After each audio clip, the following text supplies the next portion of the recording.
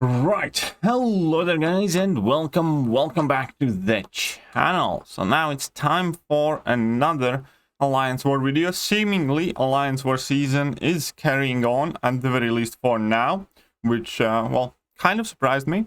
But either way, this is war number 10, I believe, so we have 2 more left. New Nation is taking on PBT, and they are a very tough team. Actually, Alliance War has really kind of equalized to a point where we used to have around 4, 5, 6 teams who consistently compete for top 3, and now we have around 20 to 30 teams that, you know, consistently win against each other, and it's much more tight and competitive, which makes it a lot more interesting because a lot of the, you know, expected quote-unquote favorite alliances are losing in the season, and a lot of new tough alliances are forming, which is very good for, you know, Alliance War feel in general, because it's a lot more interesting. You never know how the war is gonna go, so on and so forth. So here is my team that I'm going to be using: Dr. Doom, Thing, and Warlock. And obviously the Thing is absolute MVP for Path 2. Unfortunately, he does take quite a while in his fights. Therefore, I have decided that from now on, in pretty much every single war, I will be speccing on Liquid Courage Double Edge Masteries just to kind of help myself reduce the fight time, because New Nation is struggling with the fight time. We have lost, I believe, 3 wars this season that we lost were due to the time tiebreaker, which has been extremely disappointing when we fight equally well but lose to the time. And I really dislike that tiebreaker to begin with. I think it does not benefit the skill aspect of Alliance Wars. I think it largely rewards, you know, bigger boosts and stuff like that. But either way, it is what it is. Just wanted to put out there that I really don't like that tiebreaker. So the first fight here is the Thing against MCOC. And here my plan is actually, again, fairly simple, because this is MCOC, and because he gains 2 of his raid charges every time he throws level 1, I will be doing my best throughout the fight to push him to level 2. So that's the first kind of comment there. I will be always trying to push him to level 2.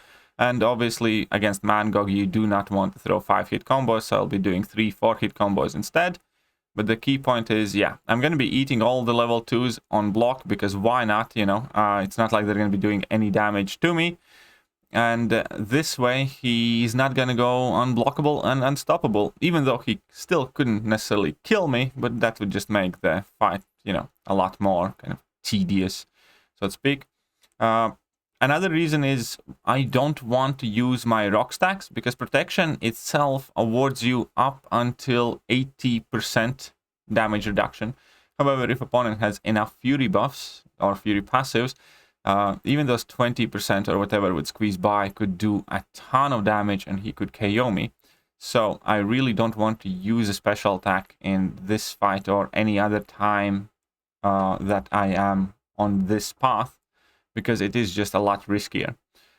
But here we are, still full yellow bar, and the fight is over. So this didn't take too long either, thankfully, due to Liquid Courage Double Edge boosting my damage quite significantly.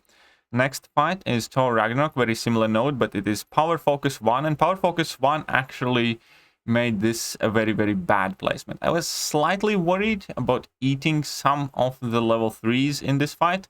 Unfortunately, there I do get clipped at the beginning and I lose my indestructibility boost, but I do not let that deter me. But the point is, Thing could eat the level 3 from Thor Ragnarok, because Thing is obviously armor break and shock immune, which means offensively Thor Ragnarok has absolutely nothing going that could significantly damage the Thing. And on top of that, obviously the protection would save me as well. So I wasn't too worried to eat that level 3 if I have to. But thanks to Slow Your Roll, I'm also managing to keep on 3-4 Wither debuffs on Thor Ragnarok.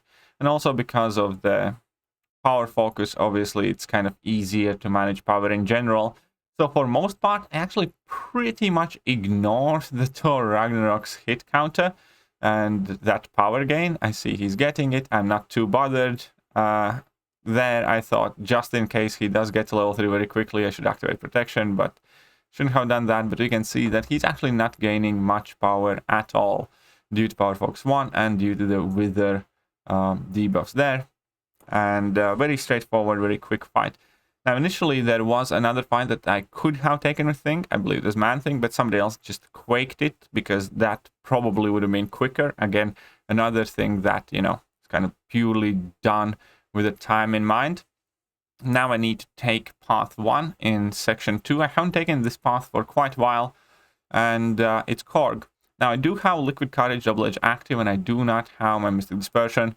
But again, partially because I didn't want to mess around with Masteries for one fight in this case, and second of all, perhaps most importantly, just to make the fight even quicker, I'm just gonna go in with Dr. Doom using Liquid Courage Double Edge. I'm putting on 15% combat regeneration boost because I have those pretty much constantly expiring due to all the compensations that are coming in. And the gameplay here is very simple. Dr. Doom counters Korg extremely well because his attacks are energy, so I do not need to worry about taking any damage back. Obviously, here we can health steal a bit. On top of that, power steal a bit. On top of that, my Dr. Doom is also a rank 4 champion, so he hits harder, he's tankier. Now I'm just going to get rid of Korg's rock stacks. I'm going to go in for a level 3, which, you know, is going to deal a substantial amount of damage. And then we're just going to do the typical Doom cycle with medium, medium, triple light, double medium, level 1 into level 2, and the fight's going to be over immediately after that rotation. So double mediums, triple lights, double mediums, level 1, and he's at 12%, and, you know, just shoot through his block and the fight is over. So in under a minute, that Korg does go down, and not much of a hassle there. So for this next fight, I'm actually gonna boost up more than I should. I'm going to put on some tech power boosts and special start 1. And I didn't want to mess around too much. I just wanted to finish off this fight extremely quickly. Now, Warlock was always going to do this fight extremely well. But again, it's just one of those things where I'm consistently now conscious about time. So perhaps I'm over boosting, perhaps I'm overly safe. But I'm just trying to finish out these fights as quickly as possible. Because once again, this war we were also trailing on time, and the score was extremely even, which I'm going to actually talk about at the end. So here I dropped an level 2 pretty much, and another level 2 after a single combo, and that leaves the eye bomb at like 2% there, one hit, and it's over. This fight lasted 29 seconds. Perfect. And now at the end, it turns out that I do have another fight, which is that domino. Now this fight, I'm actually going to make a very silly mistake. I'm going to put up the boost again. There. I should have probably boosted either way around. I should have probably used 150% boost in the previous fight and 200% boost in this one. But either way, so I'm going to put a power start 1 boost, which I'm actually going to end up wasting. So my teammates were kind enough to give me Magneto guidance on this fight, so that means I do not need to worry about Limber at all. And here the goal is to just basically get to my level 2 and be careful, obviously, of her lucky mode. So I'm also trying to play very kind of passively, trying to make sure she doesn't get to level 1. And I used what I thought was my level 2, but it actually was my level 1. So I was kind of upset with myself. I made this fight last longer than it should have. I thought I was at 2 bars of power, but I tapped on a special attack button just shy bit too early. But it's okay, the fight's still very much so on course. I'm gonna go here for level 2, which is gonna deal plenty of damage. She's getting absolutely power drained here at this point, and I just need to, you know, carry on. I don't think I need another level 2. Maybe I do. Maybe I'm gonna get to use another level 2 here just in a second. And that should finish off the fight. Yes, that is it. I could have done this fight better. I could have done this fight quicker, but obviously still very controlled, very composed, and very safe. And we actually clutched this fight out 6-5. We can see that we would have lost on time again. And this was the most ridiculous thing ever, realistically. Because we finished our map with 150 attacker kills, 5 defender kills, and obviously quite larger time exploration. And opponents still had around 17 fights to do. And not many of them were tricky ones, to be honest. And they got to last 2 fights remaining. Up until the very, very end of the war, we thought we lost it. We thought we lost it again on tiebreaker, which obviously would have been extremely devastating.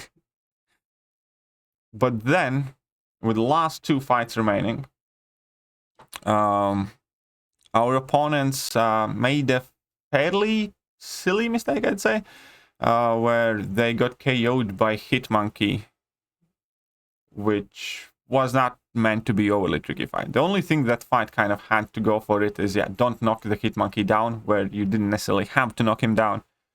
And it was extremely, extremely safe fight. So we were extremely fortunate. Obviously, PBT was extremely unfortunate. It was, again, one of the nail-biter finish wars. They played extremely well, and all the best to them for the remainder of the season. But obviously, it kind of worked out well for us, where we got the win out of jaws of defeat due to misfortune of our opponents, I suppose you can say. But again, things like this make Alliance Wars interesting. Obviously, we wish we played better. Obviously, we wish we died less and as a team and all that other stuff. But the fact that there are so many teams playing so close, and we can see that all of these 3-3, 4-4 results and stuff like that, and that has made Alliance War a lot more enjoyable. Now, obviously, it's still frustrating to deal with all of the issues that are plaguing the game and war specifically. But at the very least, I think Alliance War is the only game mode at the moment where I see the game heading in the right direction.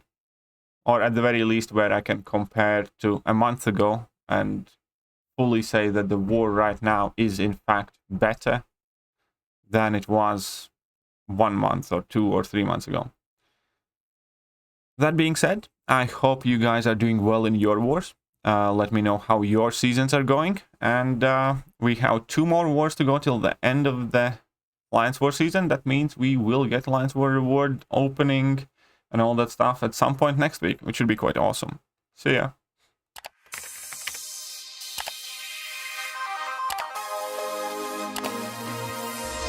Hello there guys, and welcome back to the channel. So we have all the information about the